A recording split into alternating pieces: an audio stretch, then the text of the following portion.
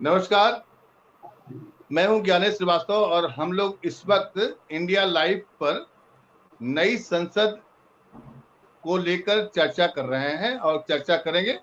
हमारे साथ कई पत्रकार हैं और जो सबसे वरिष्ठ पत्रकार हैं अभिरंजन जी, जिनका अच्छा खासा अनुभव रहा है पत्रकारिता में। वो एनडीटीवी से लेकर के तमाम क्षेत्रीय चैनलों और कई राष्ट्रीय चैनलों में काम कर चुके हैं और समसामयिक विषयों पर लगातार टिप्पणी करते रहे हैं। इनकी एक अलग पहचान रही है। हमारे साथ सीमा फैजी हैं बेंगलोर से, और सीमा फैजी भी हमारी सहयोगी रही हैं और वरिष्ठ पत्रकार हैं। हाल के कर्नाटक चुनाव में हम लोगों ने काफी इनसे सीधे ग्राउंड रिपोर्ट की चर्चा भी की थी और इनका आकलन बिल्कुल सही भी निकला था। और हमारे साथ इंडिया लाइव पे संजय विष्ट जी जुड़े हुए।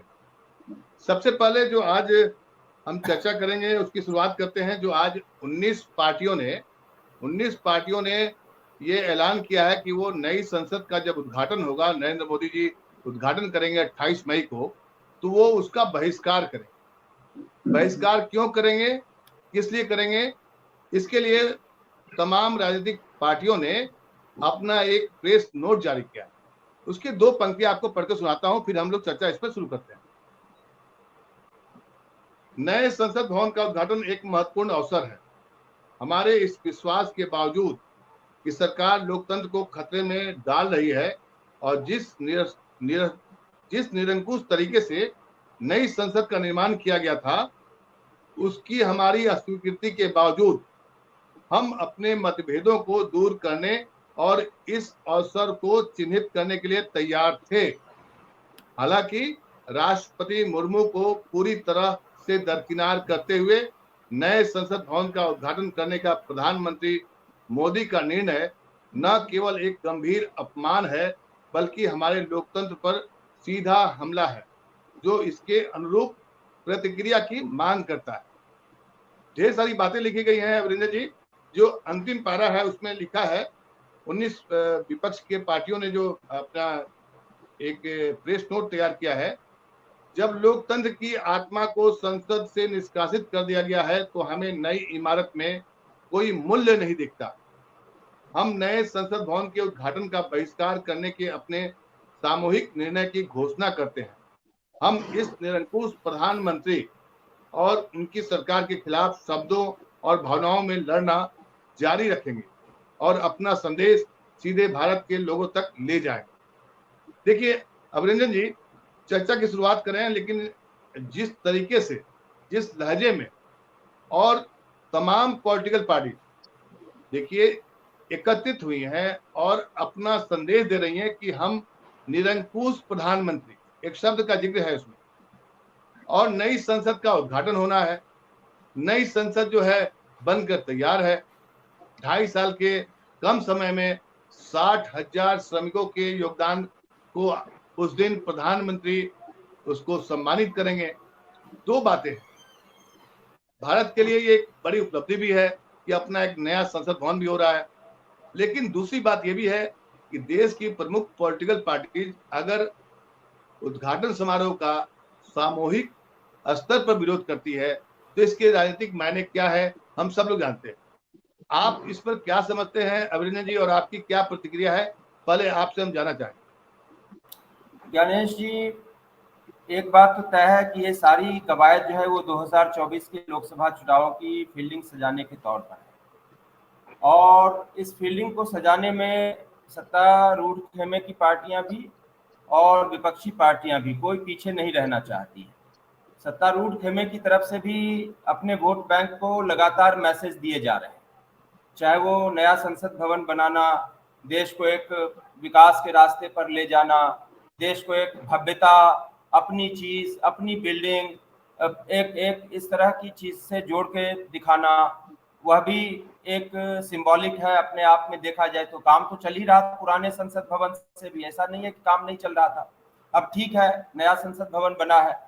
दूसरी चीज है कि बीडी सावरकर की जयंती पर उसका उद्घाटन करना है, तो यह भी जो है एक मैसेज देने की कोशिश है कि चाहे विपक्षी खेमे के द्वारा लाख विरोध किया जाए, लेकिन हम अपनी विचारधारा पर अडिग हैं। अगर सावरकर हमारे विचार पुरुष हैं तो हम जो है उनके सम्मान में नतमस्तक हैं और कोई चाहे कितना भी विरोध करे, हम अपनी विचारधारा पर अडिग हैं।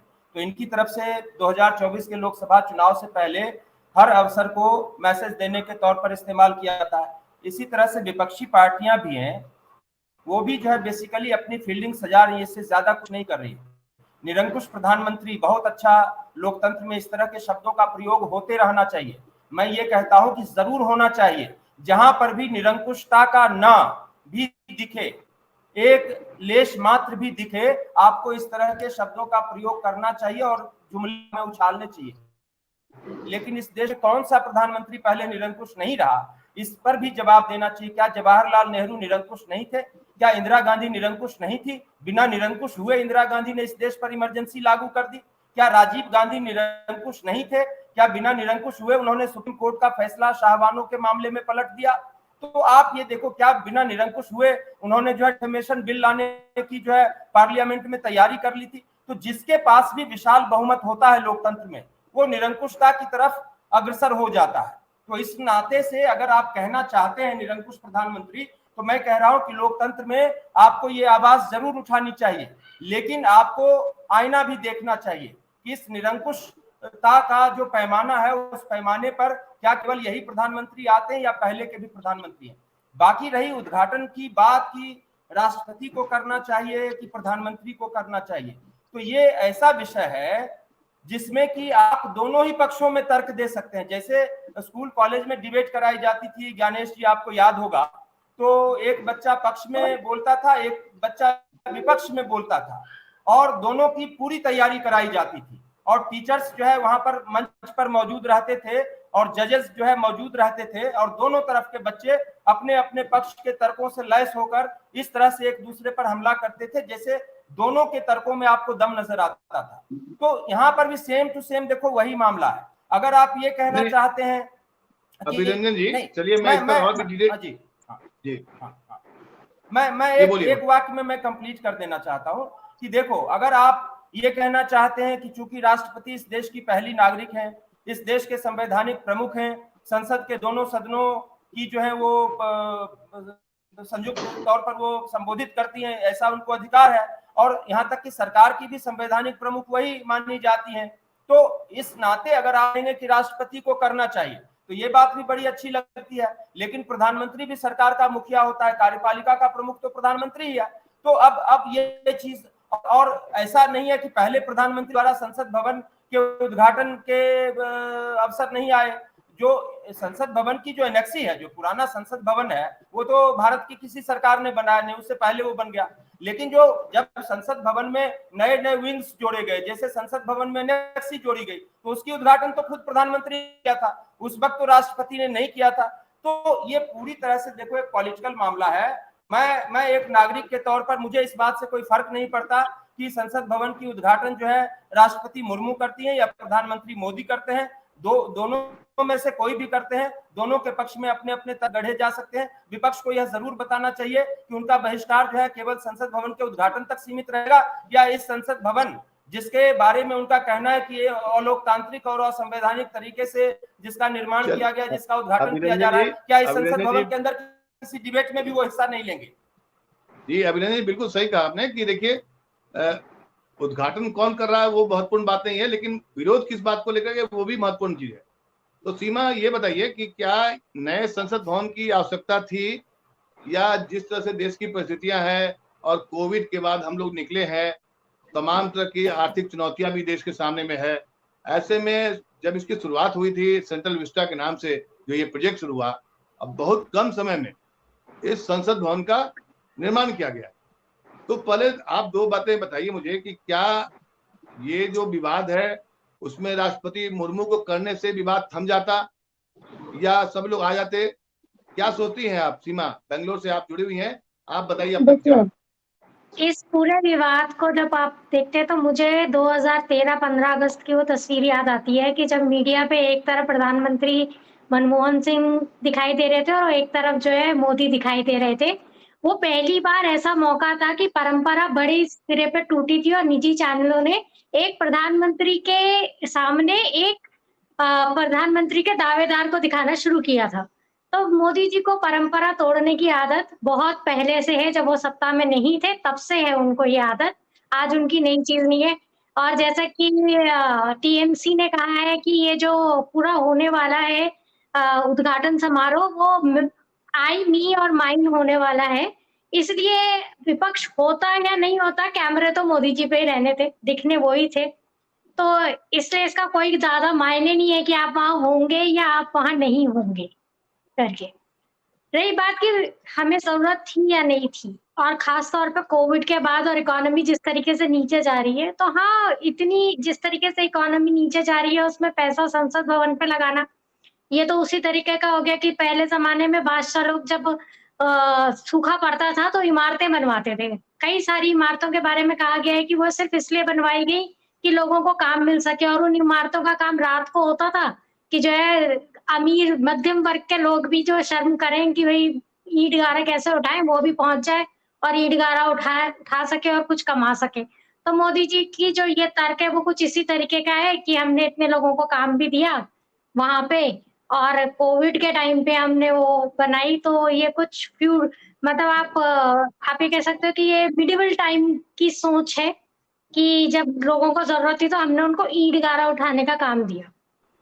चलिए सीमा, हम इस पर और भी बात करेंगे। तो संजय जी, आप हमसे जुड़े हुए हैं, आप ये बताइए कि संसद भवन के जो विवाद है इसमें ताजा अपडेट क्या है, और क्या आप सोचते हैं बतौर पत्रकार के रूप में आपकी क्या राय है इस बारे में? सर गणेश जी, इसमें अगर हम थोड़ा सा पीछे जाके देखें तो 2 सितंबर 2022 को जब नेवी दिवस था तो उस दिन हमारी नेवी का फ्लैग जो है उसको चेंज किया गया था। नेवी के फ्लैग में रेड क्रॉस हुआ करता था पहले, उसको हटा के छत्रपति शिवाजी की जो स्केच है वो लगा दिया गया। उसके बाद प्रधानमंत्री मोदी जी ने कहा कि हम अंग्रेजों के जमाने का यानी कि गुलामी की कोई भी चीज नहीं रखेंगे।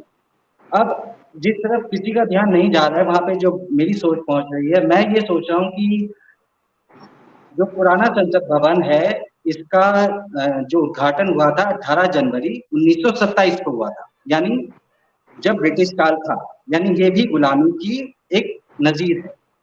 तो अब नए संसद भवन को बना दिया गया है, पुराने की अब मान्यता नहीं रहेगी आने वाले दिनों में। तो हो सकता है कि ये एक मोदी जी का जो एजेंडा है, जो वो सोच रहे हैं कि देश को नई तस्वीर दी जाए, देश को अमृतकाल जैसा कि चल रहा है, नया सब कुछ नया दिया जाए, जैसे हमारा राजपथ कर्तव्य पथ हो गया था, तो इस तरीके से एक नई संसद दी जा रही है। बाकी रही विवाद की बात, तो विवाद फिलहाल जो है वो ये है कि विपक्षी दल जो 19 विपक्षी दलों ने बायकॉट करने का फैसला कर लिया है वो नहीं आने वाले हैं। गृह मंत्री अमित शाह जी ने बोला कि सभी को वैसे बुलाया गया है, आना ना आना उनकी मर्जी पे डिपेंड करता है। दूसरा यहाँ पे एक और विवाद जो है वो साथ में जुड़ गया है, वो विवाद है महिला पहलवानों को लेकर। जो महिला पहलवान अभी तक जंतर मंतर पर बैठे हुए थे, वो महिला पहलवान 28 मई को, जिस दिन प्रधानमंत्री मोदी नई संसद का उद्घाटन करेंगे, उस दिन वहां पर प्रदर्शन करने के लिए पहुंच रहे हैं। तो एक तरीके से ये ग्रहण लगता हुआ नजर आ रहा है। चलिए ठीक है संजय जी, मैं आपकी बात से इत्तेफाक नहीं रखता हूं कि ग्रहण लगेगा, लेकिन देखिए क्या है कि अभिनंदन जी, आपने जो कहा था ना कि ये जो विपक्ष ने कहा है प्रधानमंत्री को कि आप हिटलर शाही नीति करते हैं, मतलब कि आपकी हुकूमत जो है जनता के खिलाफ है। मुझे जो यहाँ सबसे अच्छी चीज दिखाई पड़ रही है कि पहली बार देखिए क्या है, विपक्ष अभी तक जो बिखराव की दिशा में था और हाल के दिनों में जो कर्नाटक का चुनाव का रिजल्ट आया है उससे कांग्रेस तो खासा उत्साह में, और पहली बार चुनौती मिल रही है। देखिए यहाँ पर समझने वाली बात यह है कि संसद का उद्घाटन कौन करेगा ये महत्वपूर्ण बात नहीं है। ये 21 मई को उन्होंने, राहुल गांधी ने इस बात को जिक्र कर दिया कि करना चाहिए। उस समय ये डिमांड नहीं था कि हम बहिष्कार करेंगे, लेकिन धीरे धीरे देखिए यही बातें, एक छोटी सी ट्वीट जो थी राहुल गांधी की, वो विपक्ष में एक मान्य बनते गया, और ये मान्य इसलिए ज्यादा बना क्योंकि कर्नाटक का चुनाव जिसमें बीजेपी को पूरी तरीके से हराई है कांग्रेस ने। तो मुझे ऐसा लगता है कि आज की तारीख में और मौजूदा परिवेश में बीजेपी के लिए विपक्ष का एकजुट होना ये सत्ताधारी पार्टी के लिए चुनौती की विषय है। लेकिन हमें ये भी सोचना होगा कि क्या देश में जो राष्ट्रपति पद है और संसद के, जिसकी मैं एक पॉलिटिकल साइंस का विद्यार्थी रहा हूं, हम लोग जो पढ़ते आए हैं कि संसद का होगा मतलब कि राष्ट्रपति और दोनों सदन, अच्छा होता है, इसमें दो राय नहीं है। लेकिन वो भी बात है कि प्रधानमंत्री उद्घाटन कर रहे हैं तो इसमें क्या बुराई है भाई, वो भी तो इसी देश के प्रधानमंत्री हैं।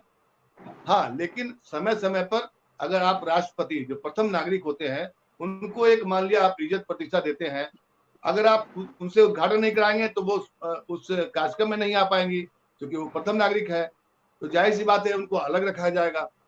ये भी एक संदेश अच्छा नहीं जाता है। हमारे यहाँ जो संसदीय प्रणाली है बाकी देशों से अलग है। बाकी देशों में क्या है कि वहां पर राष्ट्रपति और संसदीय प्रणाली दोनों मेलजोल है, तो वहां पर राष्ट्रपति आता है, फर्स्ट बन जाता है, या वहां के चांसलर जाते हैं, तो बहुत सारी बातें विवाद नहीं हो पाती। मेरा सीधा सवाल आपसे है अभिनंदन जी कि 19 पार्टियां अब इकट्ठी हो गई हैं इसी संसद भवन के नाम पर। भले ही आप उद्घाटन के मौके पर नहीं जाएंगी, तो क्या विपक्ष ऐसा कुछ रणनीति बना रहा है कि जिसका उद्घाटन करेंगे प्रधानमंत्री मोदी जी 24 के चुनाव में कहीं वो तस्वीर बदल जाए?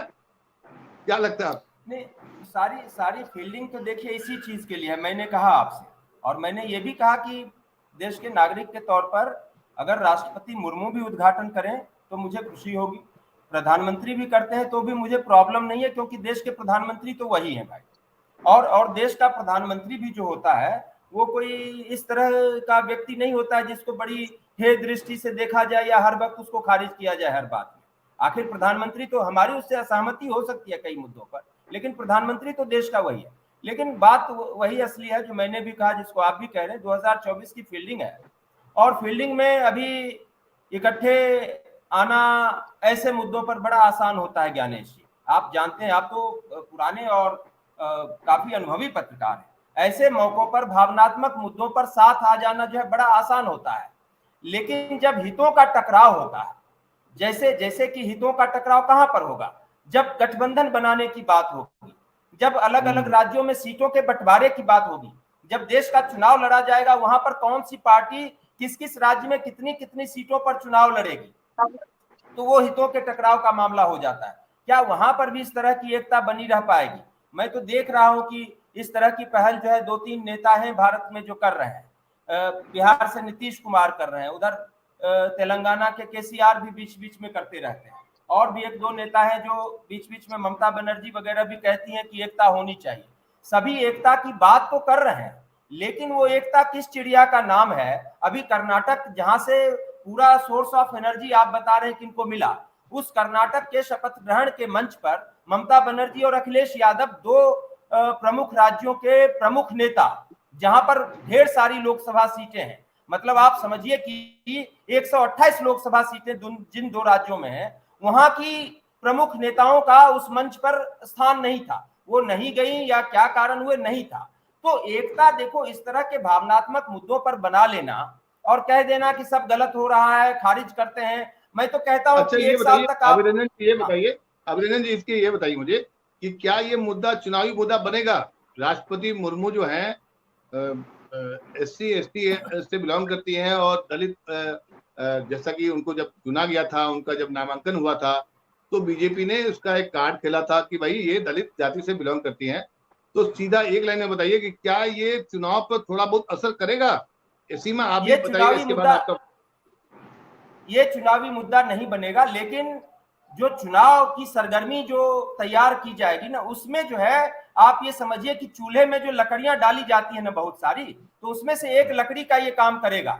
ये उस तरह से मुद्दा चुनाव में आप कहेंगे कि केवल इसकी चर्चा होगी और इस मुद्दे पर आप कुछ करना चाहते थे, उलटफेर हो जाएगा, ऐसा नहीं होगा। हाँ, जो आप कर्नाटक वाली बात कह रहे हैं ना, कर्नाटक का जो फैसला आया है वो धीरे धीरे खुल रहा है। जैसे कि आज हिंदू की एक रिपोर्ट में कहा गया है कि बीजेपी 31 सीटों पर अपनी जमानत जब्त करवाई है कर्नाटक में। 31 सीटें बहुत बड़ा नंबर होता है, और जमानत जब्त हो जाना एक पार्टी का, जो दुनिया की सबसे बड़ी पार्टी खुद को कहती है, तो ऐसा नहीं है कि हाँ, तो इसलिए ये बहुत बड़ा फैसला तो था। और जैसा कि जय सर ने कहा कि ममता बनर्जी नहीं आई, लेकिन उसके अगले दिन ही उन्होंने बयान देके कह दिया कि आप हमारे को छोड़ दो बंगाल, हम आपके लिए जो है बाकी दे देंगे, आपको लोकसभा कांग्रेस को दे देंगे। उसके बाद में जो है अखिलेश ने भी इस तरीके का बयान दे दिया। और जो अध्यादेश आया दिल्ली में, तो जो सबसे ज्यादा डाउट जिन पे था, अरविंद केजरीवाल, वो भी एकदम लाइन पे आ गए हैं अब। उनको भी समझो, पिछली बार 3 सीट दिल्ली में देने तैयार नहीं थे, इस बार वो समझ गए हैं कि देना तो पड़ेगा कांग्रेस को। तो ऐसा नहीं है, एकजुटता तो बनती दिख रही है, और मजबूरियां जो पैदा हो रही हैं वो खुद बीजेपी पैदा कर रही है इनके लिए। ऐसे नहीं फैसले लिए जा रहे हैं कि सबको सीमा एक साथ आना ही पड़ता। सीमा ये बात अभिनंदन जी की मैं बात से सहमत हूँ कि देखिए विपक्ष के साथ में जो सबसे बड़ी टकराहट है ना, जो सबसे बड़ी चुनौती है, वो एकता को बनाए रखना। अभी अरविंद केजरीवाल फंसे हुए हैं, कांग्रेस उनको सपोर्ट नहीं कर रही है।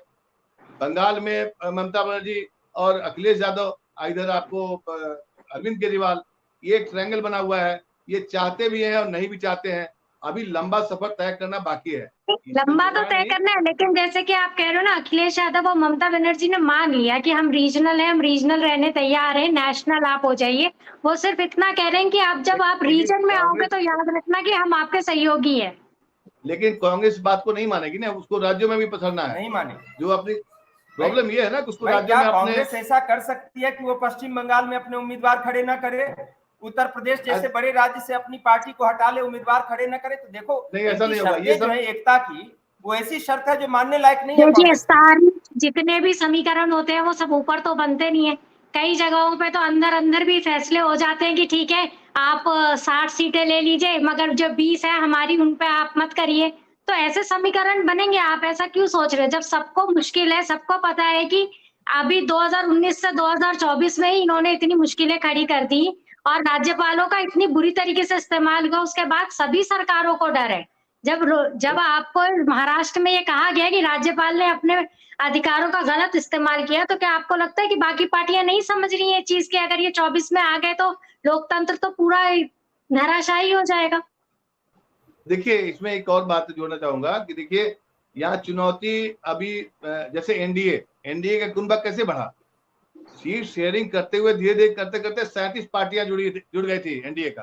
तो अभिनंदन जी, देखिए समय कम है, चुनौतियां ज्यादा है, लेकिन चुनौतियां अगर विपक्ष के पास है तो सोचना पड़ेगा बीजेपी को भी, क्योंकि लगातार वो पहले हिमाचल, अब कर्नाटक, और दोनों राज्यों में जो हार हुई है वो माने करारी हार कहते हैं उसको हम लोग, अगर हम लोग पत्रकारिता की भाषा में कहें तो करारी हार कहते हैं। तो बीजेपी को भी सोचना पड़ेगा कि चुनौती सिर्फ विपक्ष को दे करके या उनमें फूट डाल करके आप सत्ता काबिज कर लेंगे, अब वो बातें गई।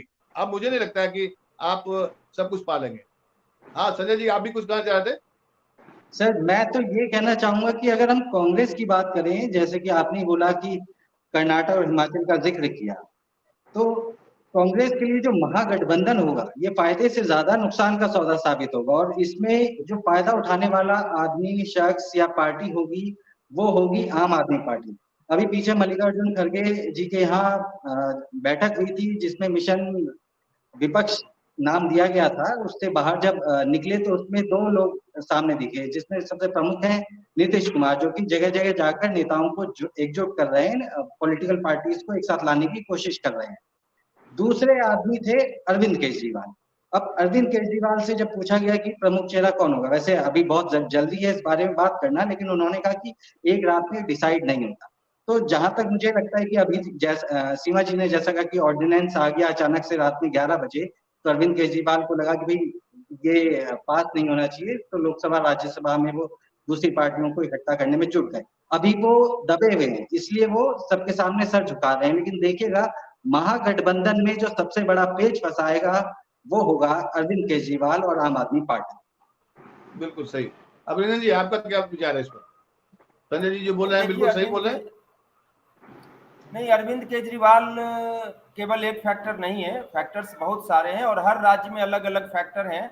एक ही बात को बार बार दोहराने का मतलब नहीं है। अरविंद केजरीवाल का जहां पर प्रभाव है वहां पर वो पेच फंसा सकते हैं, लेकिन जिन राज्यों में जिन पार्टियों का प्रभाव है वह सभी पार्टियां पेच फंसाएंगी। मैं बार बार ये कह रहा हूं कि जब सीट शेयरिंग सबसे बड़ा मुद्दा होता है, सबसे बड़ा मुद्दा सीट शेयरिंग होता है। अगर कांग्रेस को विपक्ष की लीडरशिप चाहिए तो उसको भी ज्यादा से ज्यादा सीटों पर लड़ना है, और अगर क्षेत्रीय पार्टियों को भी अपनी बार्गेनिंग पावर जो है बरकरार रखनी है, अपने नेता का जो, अगर मान लीजिए कि सरकार बन भी जाती है अपोजिशन की, तो उस सरकार में अगर अपने नेता का कुछ स्टेक रखना है तो उसके लिए उनको भी ज्यादा से ज्यादा सीटों पर लड़ना पड़ेगा।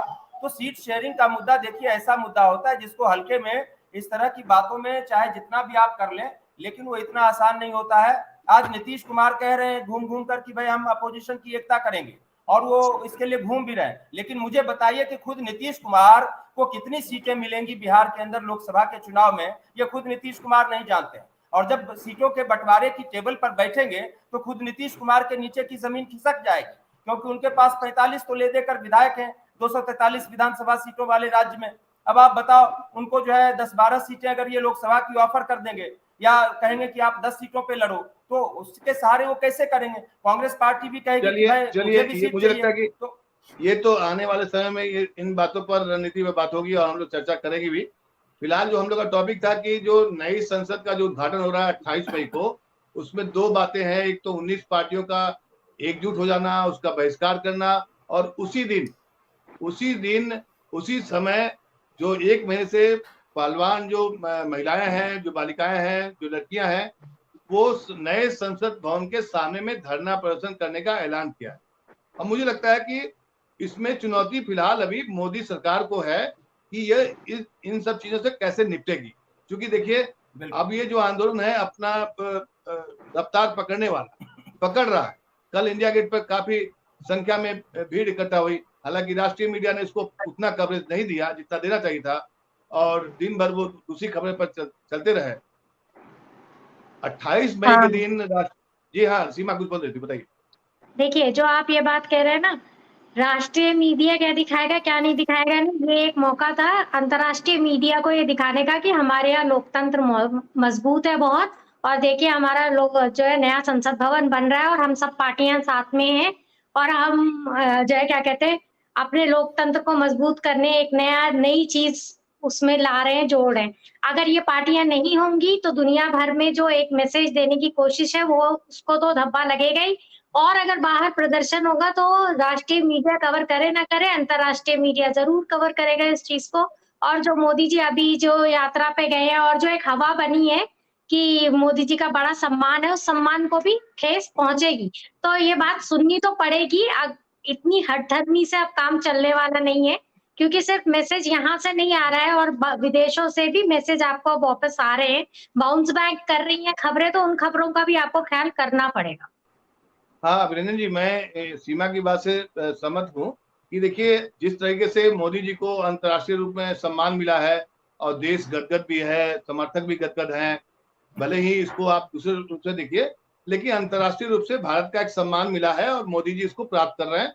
और ऐसे में अपनी पहलवान लड़कियां जिन्होंने ओलंपिक में गोल्ड मेडल लिया है, वो नई संसद के भवन के उद्घाटन के दिन अगर प्रदर्शन करती हैं तो कहीं ना कहीं ये एक तरह से राष्ट्रीय हित पर ही असर करता है और मोदी सरकार के लिए एक चुनौती का विषय है।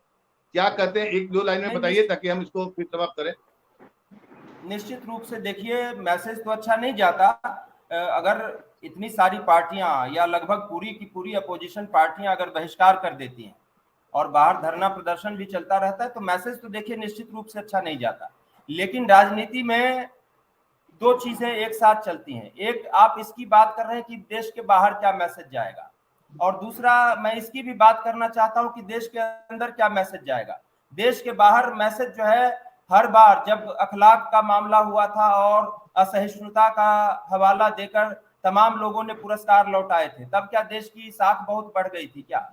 या ऐसे कितने सारे प्रसंग आप उठा सकते हैं। जब शाहीन बाग में प्रदर्शन हो रहा था, जब देश भर में तरह तरह के प्रदर्शन हो रहे थे, तब क्या देश की साख, जब राष्ट्रपति ट्रंप के दौरे के दौरान दिल्ली में दंगा हो रहा था, तब क्या देश की साख अंतरराष्ट्रीय मीडिया में बढ़ गई थी क्या? अभी जो काशी विश्वनाथ मंदिर के मामले पर जो नुपुर शर्मा और ये तस्नीम रहमानी के डिबेट के कारण जो एक विवाद पैदा हुआ था, उसके बाद जो मुस्लिम देशों की प्रतिक्रिया हुई, क्या उससे साख बढ़ गई थी? आपको दो चीजें समझनी पड़ेंगी। अपोजिशन ये सोचता है कि इस तरह की चीजें करके हम दुनिया के अंदर एक मैसेज दे पाएंगे, लेकिन ये उसको बाउंस बैक करता है, ये उस पर उल्टा नुकसान करता है। देश के अंदर जो मोदी का समर्थक वोट बैंक है, वो ये मानता है कि ये दुनिया में देश को बदनाम करने की साजिश की जा रही है अपोजिशन के द्वारा। देश के लिए, देश के खिलाफ एक अंतरराष्ट्रीय टूल किट काम कर रहा है, अपोजिशन पार्टी उस टूल किट का हिस्सा है।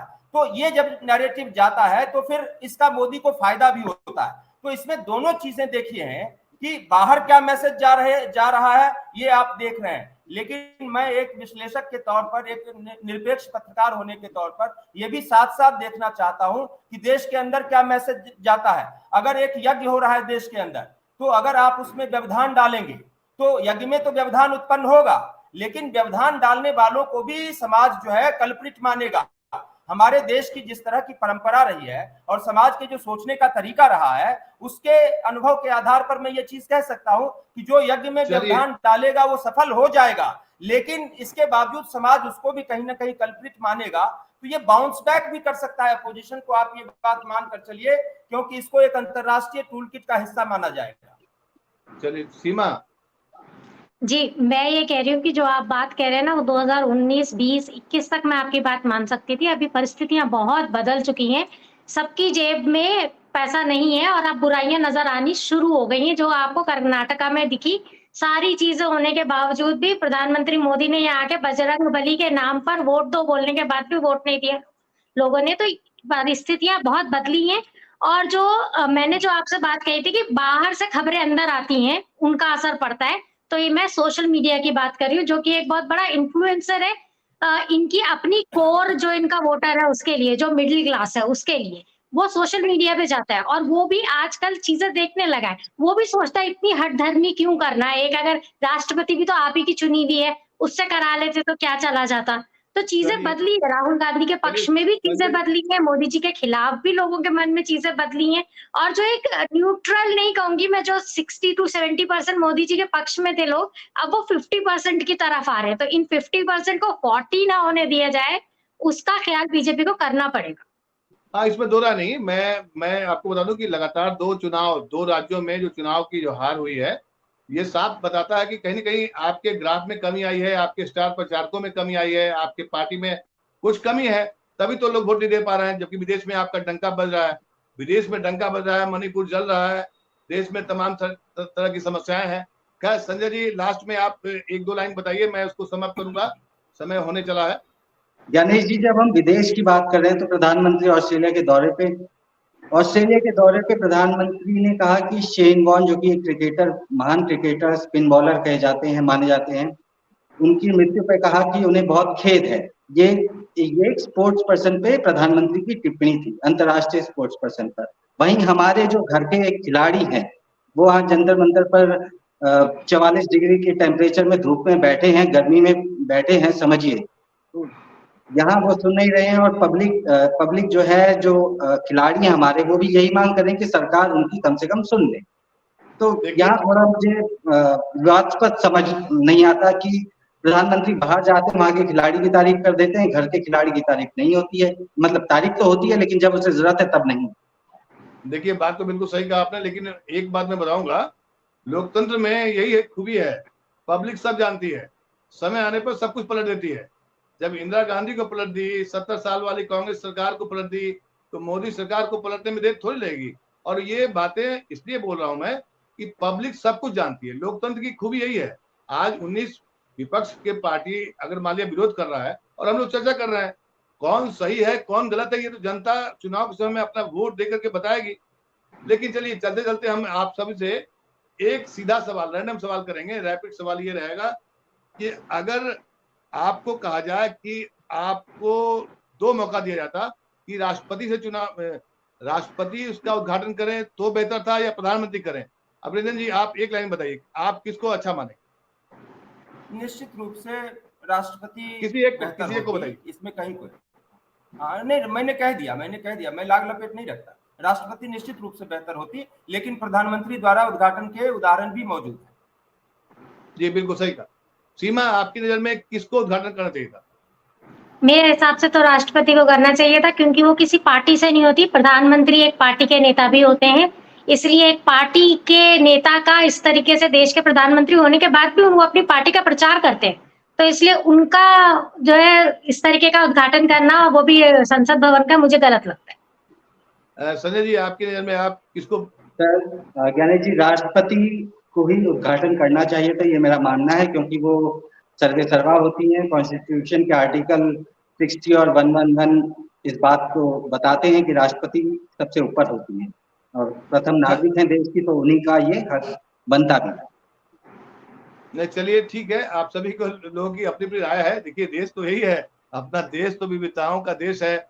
हम लोग पैनल में हैं और 3 लोग हैं, 3 अलग अलग विचारधारा के लोग हैं, अलग अलग बातें कहे हम लोग रखे देश के सामने में। लेकिन जब उद्घाटन किससे कराया जाए तो लगभग तीनों आदमी, मतलब मैं भी अगर जोड़ लूं तो चारों आदमी, चारों की राय यही रहती कि सबसे अच्छा होता कि अगर राष्ट्रपति उद्घाटन करती, प्रधानमंत्री उसको फीता काटते, तो एक बड़ा सा भव्य आज समारोह होता और मुझे लगता है कि ये विपक्ष को बहिष्कार करने की नौबत नहीं आती। लेकिन लोकतंत्र में विपक्ष अगर विरोध नहीं करेगा तो फिर उसका मजा भी नहीं रहेगा। और उन्होंने कहा था प्रेसिडेंट जी ने कि निरंकुशता के खिलाफ में आंदोलन होना चाहिए और निरंकुश भी होना चाहिए, हो जाता।